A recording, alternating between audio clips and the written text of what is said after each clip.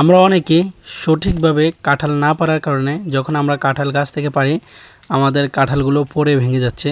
So আপনারা যদি এই পদ্ধতি ব্যবহার করেন তাহলে আপনাদের কাঁঠাল কোনো কিছু হবে না, একেবারে সুন্দরভাবে আপনারা নিচে নামিয়ে আনতে পারবেন।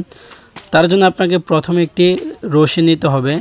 রশি নিয়ে আপনি কাঁঠালের যেই মাথাটা আছে, অর্থাৎ যেটাকে কাঁঠালের বটু বলে, যার বাসা যেটা বলে, যাই হোক, ওটার মধ্যে আপনি ওই যে দেখতেছেন, আমি আপনাদের দেখি যে উপরে যে লম্বা যে এটা আছে ওটাতে শক্ত করে দড়ি দিয়ে বেঁধে দিবেন।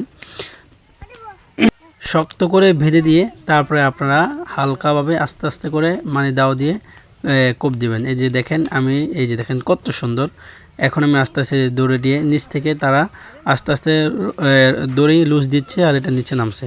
অলরেডি দেখতেছেন একেবারে খুব সংক্ষেপে নিচে নেমে আসছে, কোনো সমস্যা হয় নাই, কাঁঠাল কোনো কিছু হয় না, দেখতে পাচ্ছেন আপনারা। সো আপনারা এইভাবে কাঁঠাল পারবেন তাহলে আপনাদের কাঁঠাল কোনো সমস্যা হবে না।